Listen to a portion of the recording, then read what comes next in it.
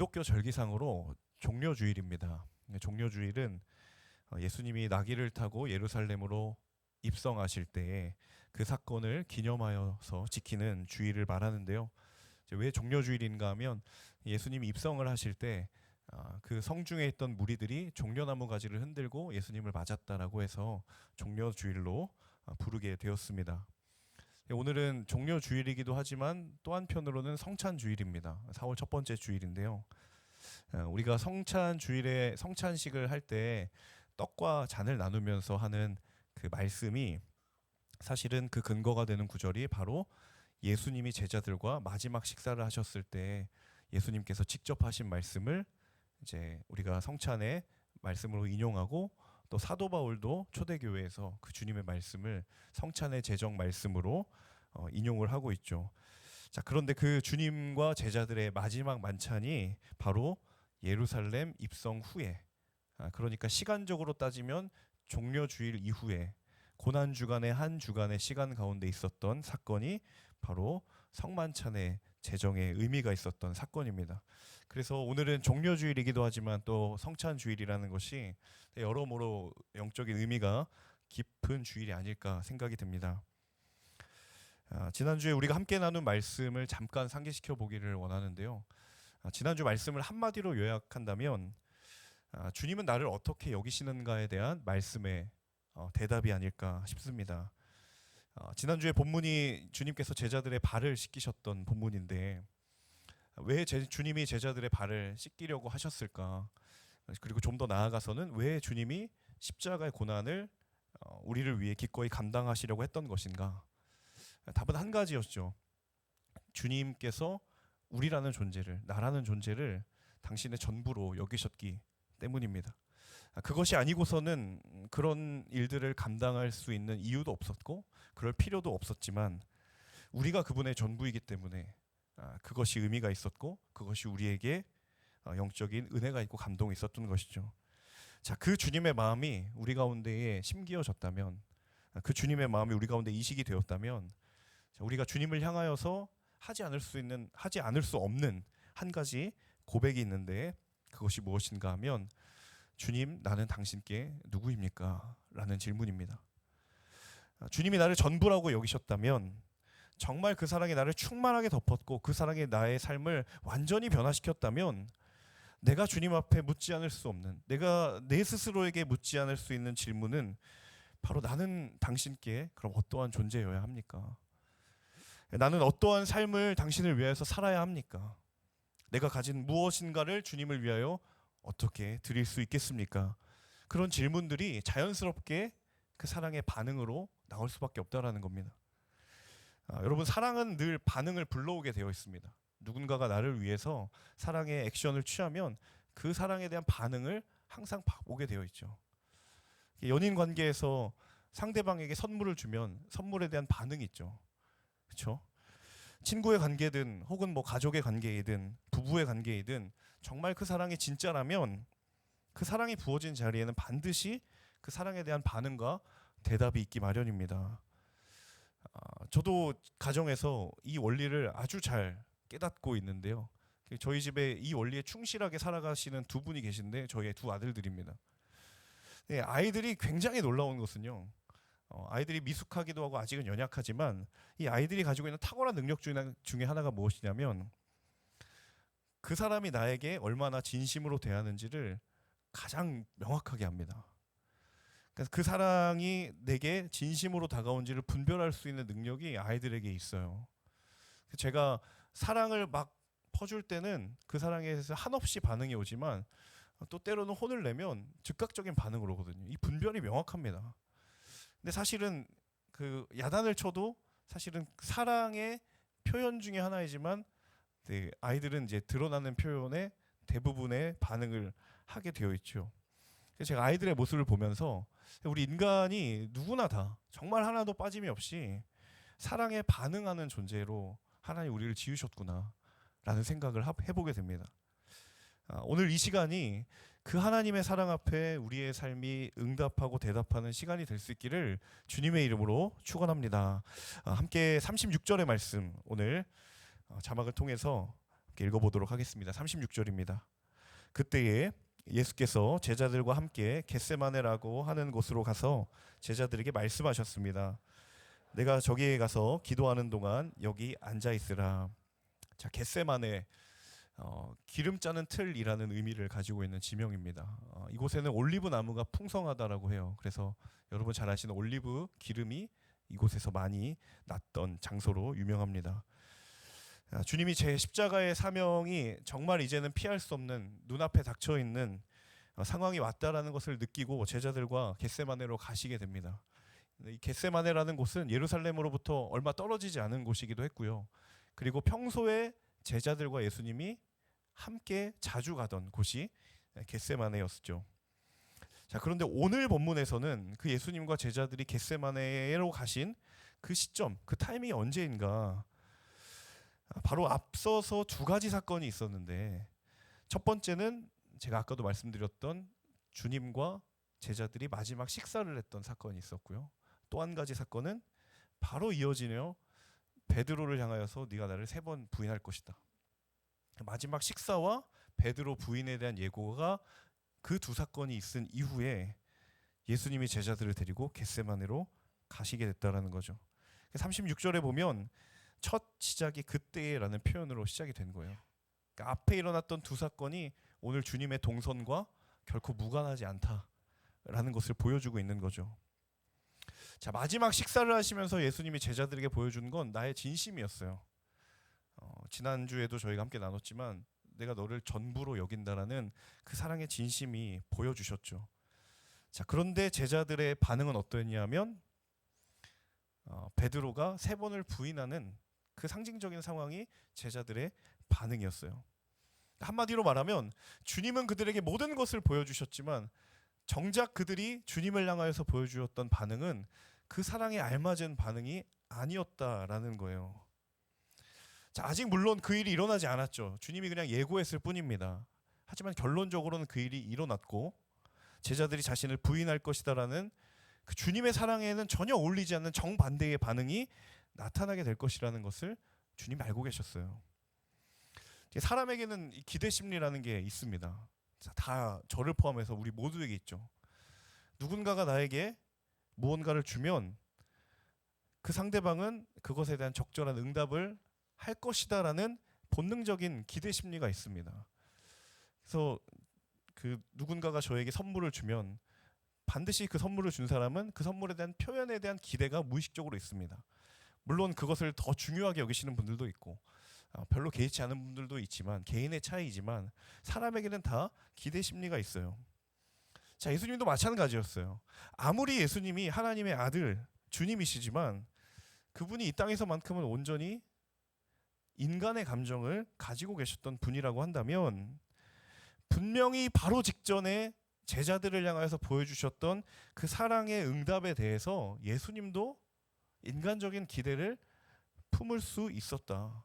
그게 없었다라고 말할 수가 없다라는 거죠. 자, 여기까지는 아마 주님과 우리도 다를 바가 없을 거예요.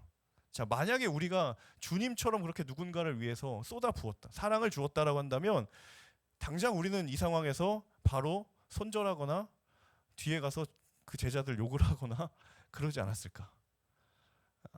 여기까지만 보면 주님이나 우리나 인간적인 서운함은 별반 다르지 않을 거라는 생각이 드는데 중요한 건 주님은 거기에서 멈추지 않았다라는 거예요. 36절에 보니까 주님이 제자들을 데리고 겟세마네로 가셨어요. 자, 가서 하신 말씀이 무엇입니까? 내가 저기에 가서 기도하는 동안 너는 여기 앉아 있어라. 자, 여기 앉아 있으라는 주님의 명령. 사실은 주님이 말씀하신 자리를 떠나지 말고 지키고 있어라 라는 뜻이에요. 떠나지 말고 지키고 있어라.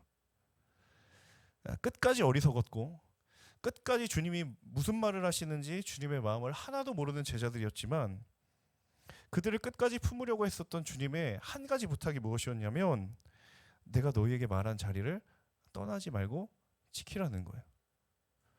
내가 너희에게 말한 자리를 떠나지 말고 지키라. 그것이 주님이 제자들에게 하셨던 부탁입니다. 자, 많은 것들을 주님이 때로 우리에게 요구하시는 것처럼 느껴질 때가 있어요.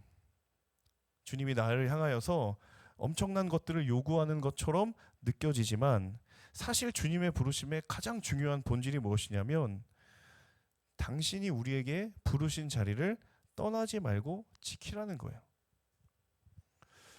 제가 공동체에서 리더십으로 섬기시는 우리 지체들을 보면 제 개인적으로는 미안한 마음도 있고 고마운 마음이 이렇게 교차할 때가 있습니다.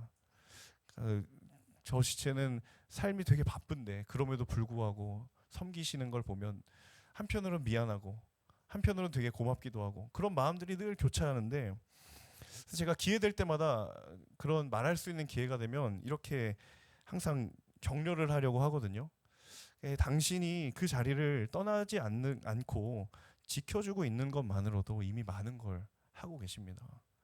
특별히 순장님들은 내가 뭘 해야 되는데 우리 순원들을 위해서 무언가를 더 해야 되는데 하지 못한 그 마음의 부담을 늘 안고 살아가세요. 그럼 제가 그럴 때마다 순장님들에게 그냥 그 자리를 지켜주고 떠나지 않는 것만으로도 이미 많은 것을 하고 계십니다. 리더십의 자리가 그렇죠. 늘 누군가가 필요합니다. 그런데 누구나 섬기지 않아요. 그래서 그 섬김과 부르심이 늘 아름답고 귀한 것이에요.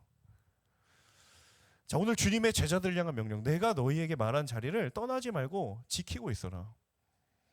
우리에게는 지켜야 될 자리도 있고요. 또 한편으로는 떠나야 될 자리도 있습니다.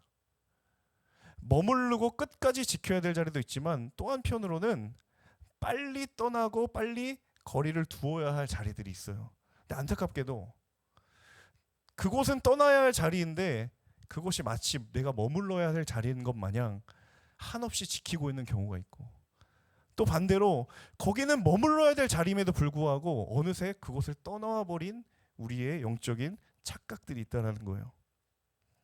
여러분, 주님께서 그곳이 떠나야 할 자리라고 말씀하신다면 여러분, 떠날 수 있는 결단이 우리에게 있기를 주님의 이름으로 축원합니다. 만약 그곳이 지켜야 할 자리라고 한다면 끝까지 지킬 수 있는 믿음의 용기와 순종의 마음이 저와 여러분 가운데 있기를 주님의 이름으로 축복합니다. 이어지는 37절과 38절의 말씀 함께 읽어보겠습니다. 시작. 예수께서 베드로와 세베대의 두 아들을 데리고 가셨습니다. 그때 예수께서 그들에게 말씀하셨습니다. 내 마음이 괴로워 죽을 지경이다. 너희는 여기 머물러 나와 함께 깨어 있도록 하라. 제자들에게 내가 기도하는 동안 여기 있어라 라고 말씀을 하시고 그 제자 중에 3명을 따로 데려갑니다. 본문에 보시면 베드로와 세베대의 두 아들들, 이 두 아들들의 이름이 야고보와 요한이거든요. 베드로와 야고보와 요한을 따로 데리고 가셔요. 자, 따로 데리고 간 그 자리에서 주님이 자신의 고뇌와 그 인간적인 고통의 감정을 털어놓습니다. 본문에 보시면 슬픔에 잠겨 괴로워하셨고 내 마음이 너무 괴로워 죽을 지경이다. 제가 이 부분을 보면서 베드로, 야고보, 요한은 모르겠지만 그 3명을 제외한 나머지 제자들이 이 사실을 알았다면 얼마나 좀 마음이 어려웠을까. 주님은 우리를 거리를 두고 있구나. 저 3명 제외하고는 주님은 우리랑 좀 별로 가까운 거리가 아니구나. 좀 마음이 되게 서운했을 것 같다라는 생각이 들어요. 근데 어쨌든 주님이 인간적인 감정이 이 3사람 베드로와 야고보와 요한 앞에서 여과 없이 드러나는 거예요. 그리고 그 3명에게만 따로 요청을 하죠. 뭐라고 이야기를 합니까? 너는 여기에 머물러 나와 함께 깨어 있도록 하라. 자, 깨어 있도록 하라. 사실은 잠들지 말라는 의미가 아니라 영적으로 깨어 있으라는 의미예요. 그러니까 바꿔 말하면 기도함으로 영적으로 깨어 있으라는 얘기를 이 3사람에게만 따로 하신 거죠. 자, 주님의 이 부탁을 들었던 베드로와 야고보와 요한은 어떤 마음이었을까를 제가 한번 생각하게 되었습니다. 자, 예수님과 이 3명의 제자들이 함께 다녔던 시간이 3년의 반에 가까운 시간이죠. 자, 그 중에서도 이 3사람은 다른 제자들에 비교했을 때 특별히 주님과 가까웠던 관계들입니다. 여러분, 변화산에 예수님이 환상을 보여주셨던 그 장면에 12제자들이 있던 게 아니었거든요. 이 3명의 제자들이 따로 올라갔어요. 특별한 경험을 했던 경험들이 있고, 그래도 적어도 이 사람들이라고 한다면 예수님과 조금 더 가까운 주님의 진심을 들었을 법한 그런 관계였던 거죠. 자, 3년이라는 반이라는 시간이 짧다면 짧고 길다면 긴데 늘 이 제자들과 예수님의 관계는 어떠했냐면 제자들이 늘 예수님께 부탁을 하죠. 요청을 합니다. 뭐 이게 어렵습니다. 저기 가보니까 뭐 귀신 들렸습니다. 문제가 있습니다. 항상 제자들은 예수님을 향하여서 무언가 부탁을 하고 말을 하는 입장이었어요. 그리고 예수님은 그것을 해결해 주시고 들어주시는 입장이었죠. 자, 그런데 지금 이 순간만큼은 어때요? 정반대의 상황인 거예요. 늘 제자들이 예수님께 무언가를 해달라고 요청했던 그런 관계였는데 지금은 거꾸로 주님이 제자들에게 무언가를 요청하셨다는 거예요. 늘 부탁을 하거나 요청을 했던 건 제자들 자신이었는데 거꾸로 주님이 그들에게 깨어 있으라라고 부탁을 하셨다면 여러분 이 부탁과 요청만큼은 꼭 들어야 했던 것이다라는 거예요. 이것만큼은 꼭 들어야 했던 것이다. 우리가 흔히 주님과의 관계 속에서 혹은 우리의 믿음의 걸음 속에서 때로 오해하는 것 중에 하나가 무엇이냐면 주님은 늘 내가 부탁하는 것과 요청하는 것에는 별로 응답이 없는데 늘 나에게는 뭔가를 하라고 얘기하시는 것 같다. 하나님 나에게 무언가를 요구하시는데 그래도 나는 한 가지 일말의 기대를 가지고 내가 주님께 뭐라고 기도를 하면 그것에 응답을 주실 거라고 생각하는데 그것에 대해서는 별 응답이 없고 늘 주님은 나에게 무언가를 요구하시는 그런 주님이신가? 정말 그러한가? 정직하게 우리 스스로를 돌아봤을 때 정말 그럴까? 정말 주님은 내게 요청을 하거나 부탁하는 것 외에는 별 응답과 관심이 없고 늘 내게 부담스러운 부탁만 하시는 것일까? 오늘 주님과 제자들의 관계를 보면 사실은 주님은 마지막에 딱 한 번 부탁하셨어요. 늘 주님께서 제자들의 응답을 들으셨던 그 주님이 이 순간만큼은 한 가지의 부탁을 그들이 들었으면 하는 거예요. 사랑하는 여러분, 주님께서 내 삶에 무언가를 말씀하신다면 여러분 그것은 꼭 들어야 할 말씀이라는 사실을 기억하실 수 있기를 바랍니다. 그것이 내게 복된 선택이기 때문인 줄로 믿습니다. 그래서 우리의 삶을 향한 주님의 부탁에 우리가 오해가 없기를 원해요. 주님 늘 제 부탁에는 아무 대답도 없으시면서 이제 와서 저한테 뭐 하라고 하시지 말아주세요라는 그런 오해가 없기를 바라요. 결국 이 주님의 부탁도 그들을 위한 것이었고 그들을 살게 하시기 위해 했던 주님의 부탁입니다. 여러분 그 부탁과 요청마저도 결국엔 우리를 살게 하는 것임을 기억하고 따를 수 있는 저와 여러분 모두가 되시기를 주님의 이름으로 축원합니다. 이어지는 39절의 말씀 같이 읽겠습니다. 시작. 예수께서 조금 떨어진 곳으로 가셔서 내 아버지 할 수 있다면 이 잔을 내게서 거둬 주십시오. 그러나 내 뜻대로 하지 마시고 아버지의 뜻대로 하십시오. 자, 예수님의 땀이 피가 되기까지 기도하셨던 겟세마네 기도의 장면입니다. 자, 본문에 예수님의 기도가 딱 두 마디거든요. 할 수 있다면 내 잔을 거둬 주십시오. 그러나 내 뜻대로 하지 마시고 아버지의 뜻대로 하십시오. 딱 두 문장입니다. 그런데 분명히 그렇진 않았을 거예요. 긴 시간 동안 예수님께서 기도하면서 그 기도에 수많은 기도들이 아마 있었을 것입니다. 자, 그럼에도 불구하고 말씀에 실린 기도라면 주님이 했던 모든 기도의 핵심이자 본질이 이 두 마디라는 거죠. 첫 번째 기도가 무엇입니까? 할 수만 있다면 이 잔을 내게서 거두어 주십시오. 자, 인간의 모든 죄를 담당하게 되었을 때 마주할 수밖에 없는 하나님의 진노, 그리고 그 진노의 결과인 죽음이 잔이라고 하는 것으로 상징이 되어 있죠. 저는 이 기도를 보면서 하나님의 아들이신 예수님의 기도가 이렇게 솔직하고 정직할 수 있을까? 할 수만 있다면 거두어 달라는 거예요. 예수님의 진심이 담겨져 있는 기도일 거고 가장 솔직한 기도였던 거예요.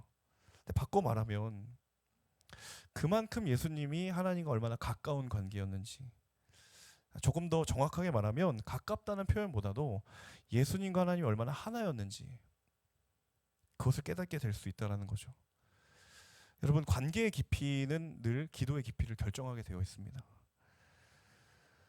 내가 주님과의 관계가 깊으면 깊을수록 내 기도는 깊어질 수밖에 없습니다. 그래서 관계의 깊이는 기도의 깊이를 결정하게 되어 있어요. 자, 얼마 전에 기도에 관해서 어떤 공동체 지치한 분이 저에게 질문을 주셨었는데, 그 질문의 요지가 무엇이었냐면, 목사님, 제가 기도를 하다가 어떨 때는 정말 화도 나고 원망도 나고 불평이 생겨서 그런 마음으로 가득 차서 내가 기도를 못 하겠습니다. 그러면 이럴 때 불평과 원망의 마음을 말하면 안 되는 건가요? 이렇게 물어보셨어요. 이 가운데도 그런 비슷한 궁금증을 가진 분이 계실 것 같은데요. 제가 그 질문을 듣고 단도직입적으로 이렇게 결론부터 말씀드렸습니다. 불평과 원망도 기도하실 수 있습니다. 인생에 불평과 원망이 찾아올 때가 참 많습니다. 그런데 만약에 그때마다 어디에도 그걸 털어놓을 수 없고 심지어 하나님 앞에서도 이걸 털어놓을 수 없다면 하나님을 우리가 얼마나 멀리 있는 존재인가. 여러분, 하나님 앞에서 기도가 되지 못할 것은 없다라는 사실을 기억하실 수 있기를 바랍니다.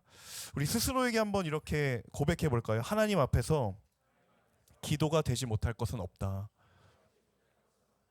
네, 모든 것이 하나님 앞에서는 기도가 될 수 있다라는 거예요. 특별히 이 예가 시편에 아주 잘 나와 있습니다. 시편 전체가 150편이에요.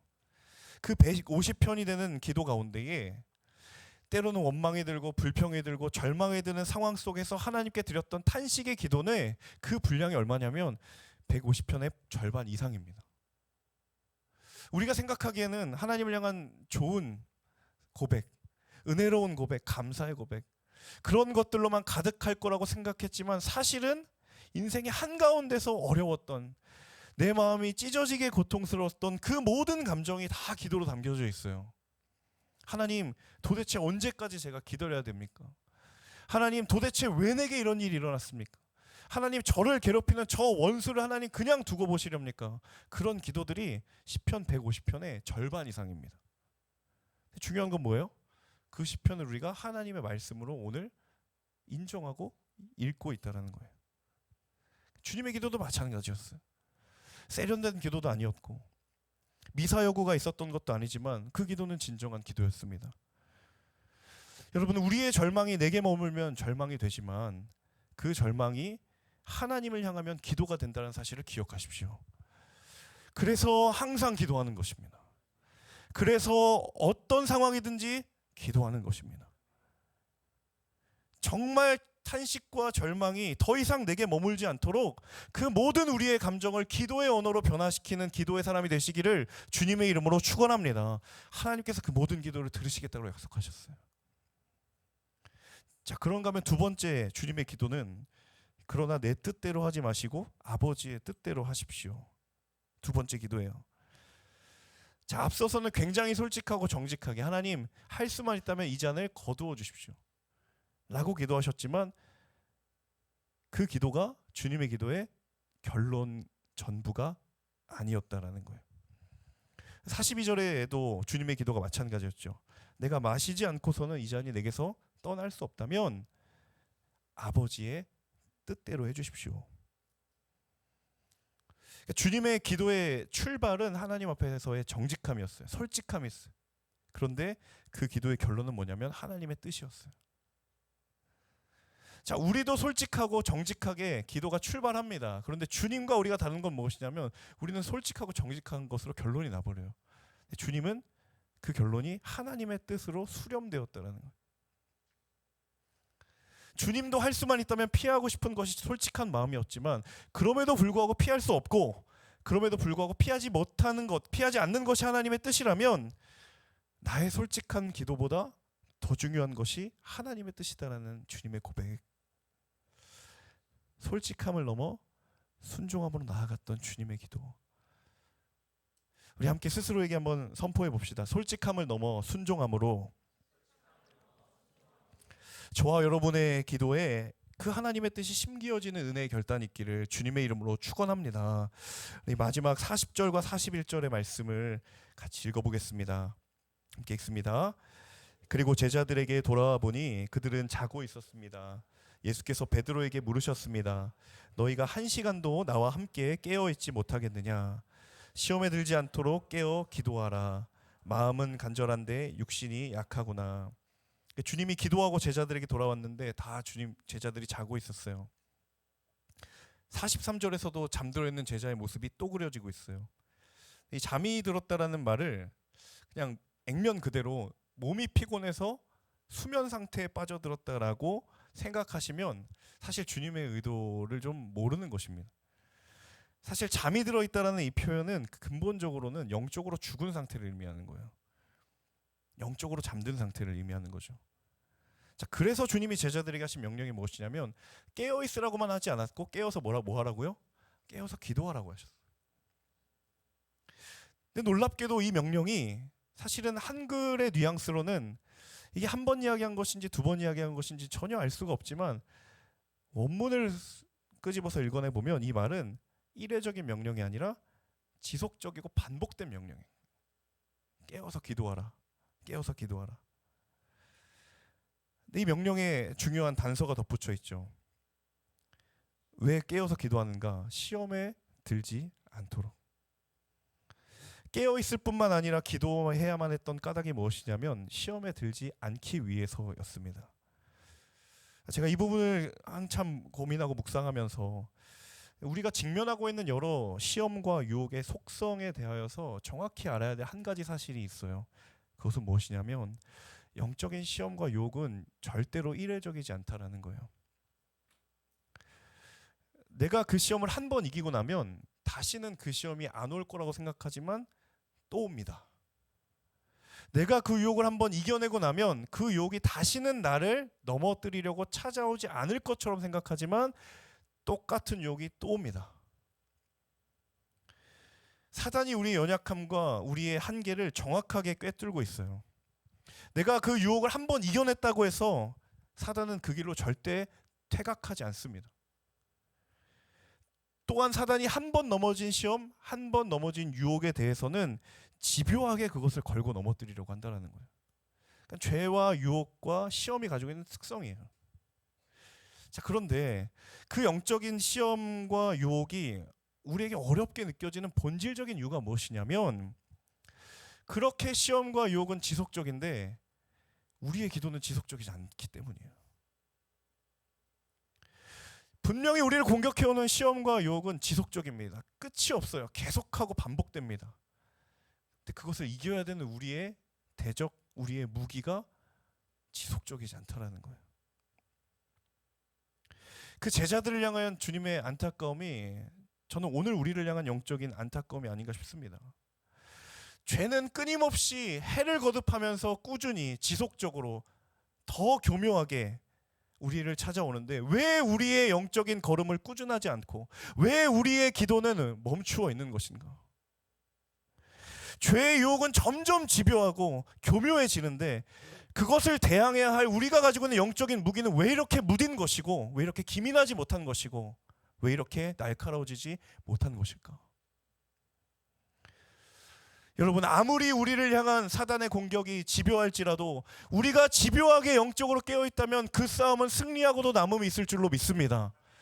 우리의 향한 주님의 사랑을 끊임없이 사단이 유혹하고 너를 사랑할 리가 없다라고 말하는 그 사단의 속삭임이 아무리 집요하고 교묘할지라도 우리가 주의 사랑에 집요하게 매달려 있으면 그것은 아무런 문제가 되지 않는 줄로 믿습니다. 이것이 영적인 싸움을 이기는 비결이라는 거예요. 왜 주님이 제자들에게 너희는 깨어서 끊임없이 기도하라고 이야기하였는가? 이 말은 밥도 먹지 않고 자지도 않고 계속 기도하라는 그런 얘기가 아니에요. 그 영적인 시험과 공격이 늘 우리에게 도사려 있으니 시험이 꾸준한 만큼 우리의 영적인 경각심과 우리의 무기가 깨어 있다면 너희들은 나와 함께 승리할 것이다. 특별히 고난 주간을 지나는 가운데 주님이 우리에게 이 말씀을 주시면서 하나님 우리 W 공동체 가운데 영적인 밀도가 높아지기를 원하는 줄로 믿습니다. 우리의 믿음의 그 걸음이 주 앞에 서는 날까지 때로는 멈출 때가 있지만 멈춘다 할지라도 다시 앞으로 나아갈 수 있는 그 믿음의 발걸음이 계속되기를 주님의 이름으로 축원합니다. 저는 이 겟세마네 장면을 곰곰이 묵상하면서 주님이 사실 처절하게 기도하고 사명을 품으려고 하셨던 까닭은 사실은 당신을 위한 것은 단 하나도 없었어요. 예수님 입장에서 내가 이 십자가를 짐으로 인해서 이 고난을 내가 감당함으로 인해서 내게 주어지는 유익은 아무것도 없었어요. 그럼에도 불구하고 주님이 그 길을 선택하셨고 그 길을 기꺼이 감내하시려고 했던 그 사실을 내가 인정하고 내가 그 사실을 믿음으로 고백한다면 과연 우리가 잠잠할 수 있을까?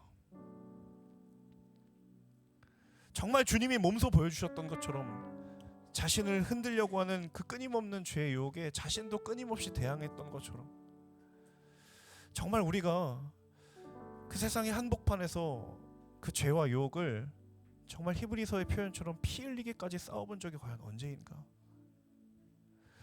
그저 그냥 고난주간을 엄숙하게 그냥 평소에 하던 거 좀 안 하고 그냥 그렇게 좀 침울하게 지내면 그게 전부인가? 그런 우리의 감정을 위해서 주님이 고난당하신 것인가? 그건 아니라는 거죠. 하나님 오늘 우리 가운데 말씀하세요. 주님이 단 한 가지 우리에게 있으라고 말씀하셨던 그 자리를 떠나지 않고 지키라고 말씀하신다. 시험과 유혹이 끊임없을 터이니 우리도 끊임없이 그것을 대항하라고, 그리고 내와 그 싸움에 함께 하실 거라고. 여러분, 이 주님의 부르심에 정말 우리의 작은 믿음으로 순전하게 응답하는 공동체의 귀한 예배자들 모두가 되시기를 주님의 이름으로 축원합니다.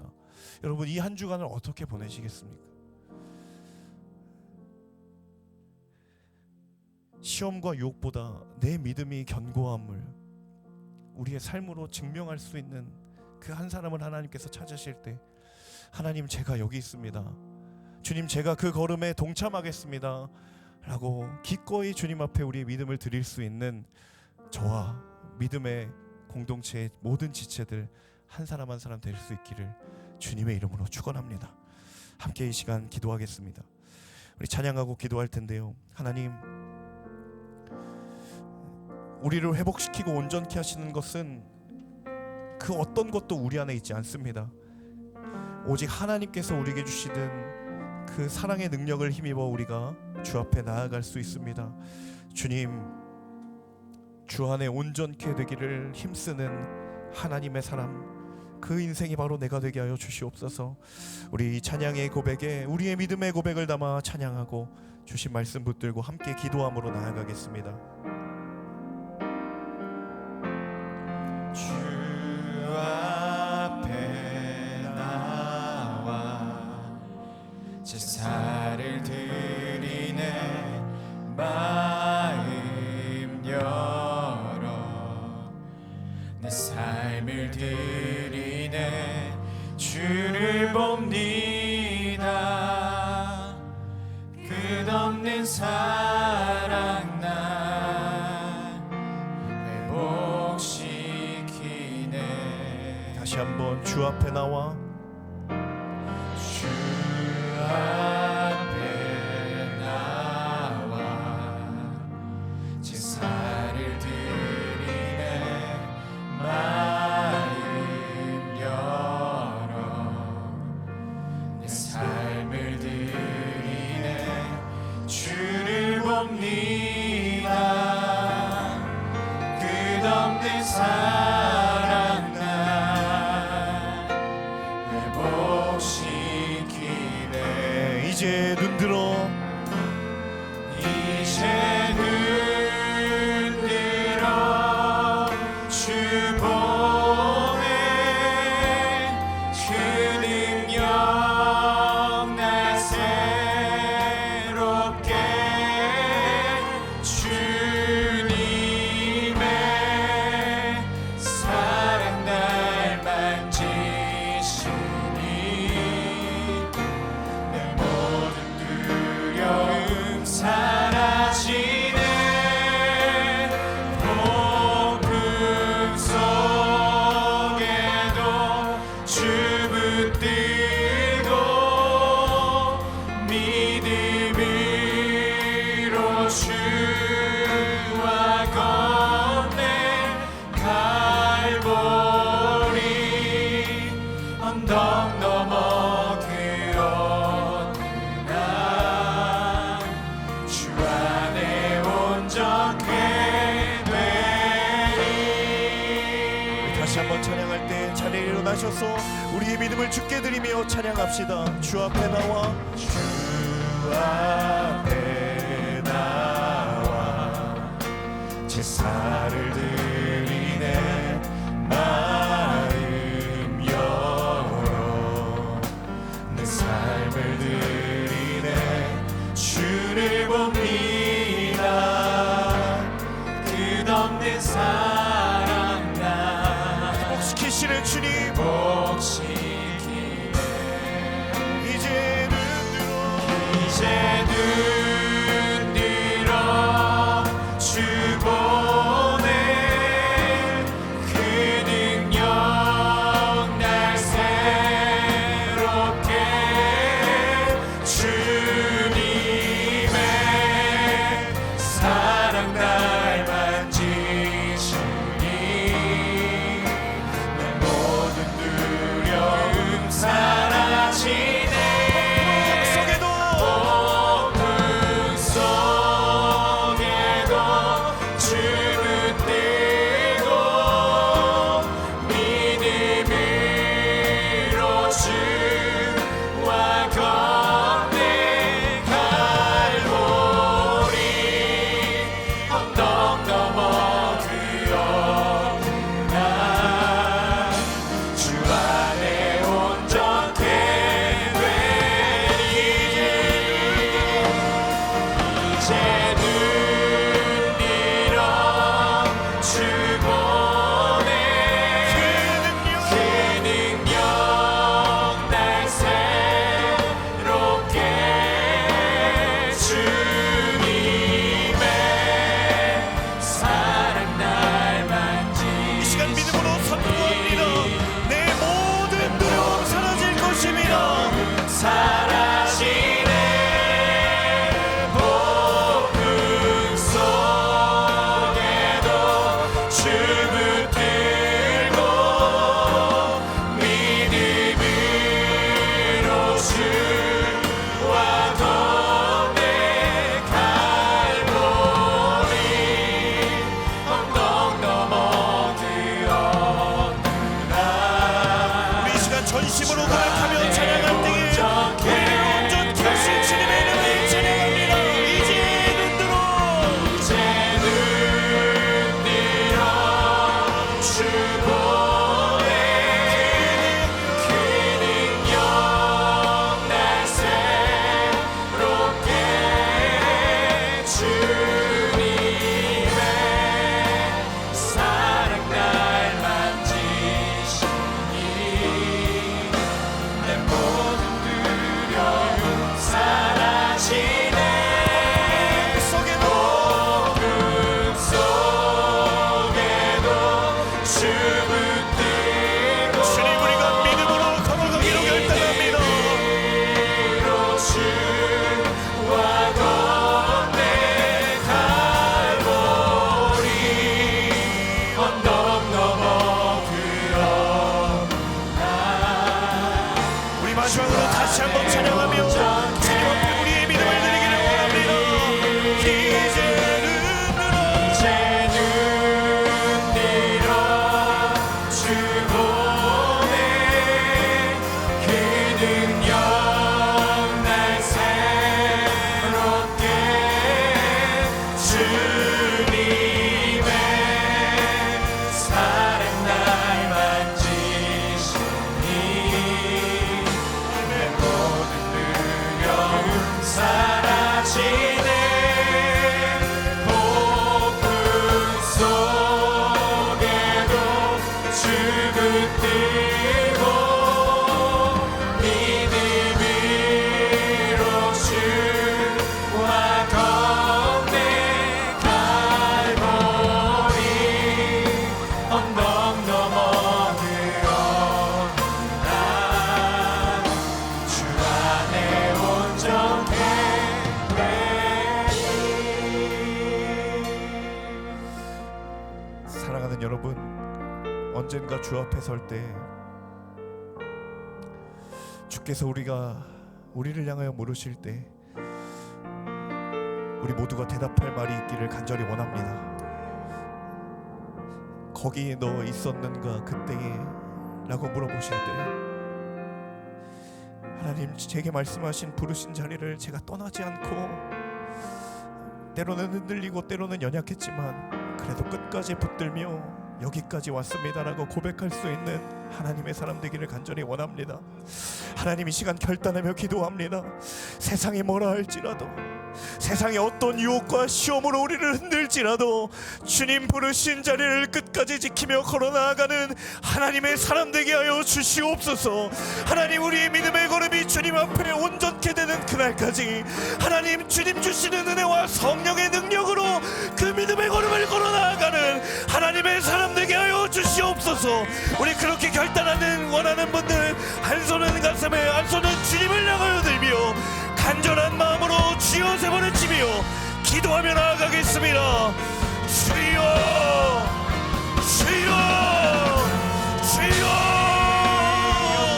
하나님, 주님 우리의 믿음의 걸음을 하시는 주님, 주 안에 온전케 되리. 하나님, 우리의 믿음의 걸음을 이제는 들어 주 보내.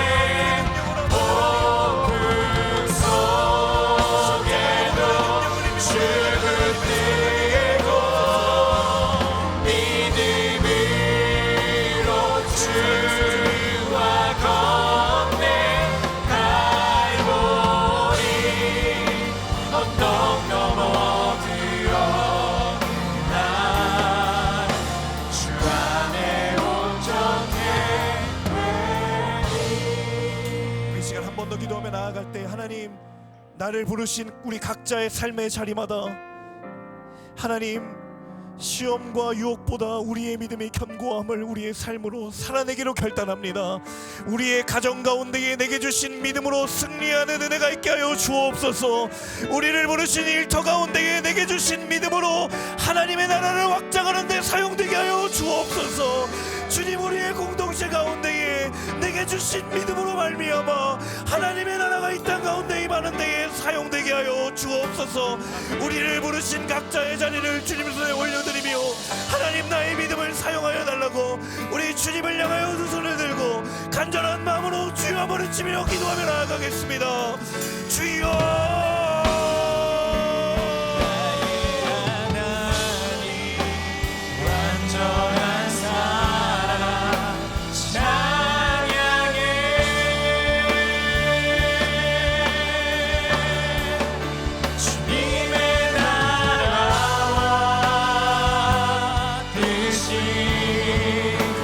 나의 삶 속에 임하시며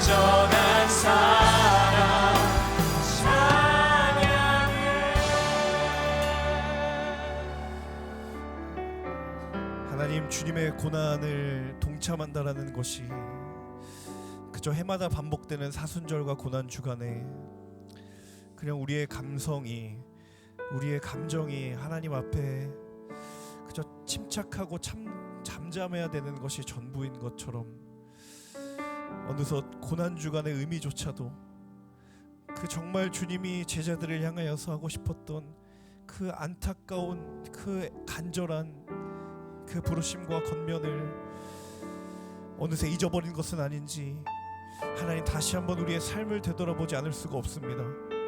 하나님, 그저 깨어 있으라고 하지 않았고 깨어 기도하라고 말씀하셨고, 사실 그것은 너희가 시험을 이겨야 되는 것이고, 나는 이곳을 떠나 하나님께로 가지만 이제 남겨진 그들이 그 부르신 자리를 지키고 주의 복음을 들고 나아가야 하는 그 상황들이 참으로 녹록지 않기에 하나님 끝까지 우리를 향하여 부탁하시면서도 그 사랑의 그릇에 담겨져 있는 권면을 우리가 이해하지 못하고 깨닫지 못하는 우리의 연약함들이 바로 여기에 있습니다. 하나님, 우리를 긍휼히 여겨 주시옵소서. 하나님, 우리의 연약함을 돌보시는 주의 은혜를 간절히 구합니다. 주님, 우리에게 아무리 시험과 유혹이 끊이지 않을지라도 우리가 끊임없이 주의 사랑과 주의 말씀으로 무장한다면 하나님, 그 시험과 유혹을 이길 힘과 능력이 이미 주님 우리에게 주신 능력이기에 하나님 넉넉히 이김이 될 줄로 믿습니다. 하나님, 우리를 부르신 가정과 우리를 부르신 일터와 우리를 부르신 공동체와 이 땅 가운데에 주께 끝까지 붙들려 주님 부르신 그 자리를 떠나지 않고 끝까지 지킴으로 하나님 마지막 날에 거기 너 있었는가 그때에 라고 물으시는 그 물음의 앞에 하나님, 제가 거기 있었습니다. 제가 그 부르신 자리를 떠나지 않았습니다 라고 주님 앞에 담대히 말할 수 있는 믿음의 흔적만 우리의 삶에 남도록 하나님, 우리의 믿음의 걸음을 지키시고 인도하여 주시옵소서. 우리 공동체에 속한 모든 지체들의 삶의 모든 걸음이 주님을 향한 믿음의 담대한 발걸음이 되기를 간절히 소망하오니 주여 그 일을 이루어 주시옵소서. 그렇게 하실 주님의 이름을 찬양하고 감사드리며 이 모든 말씀 예수님의 이름으로 기도합니다.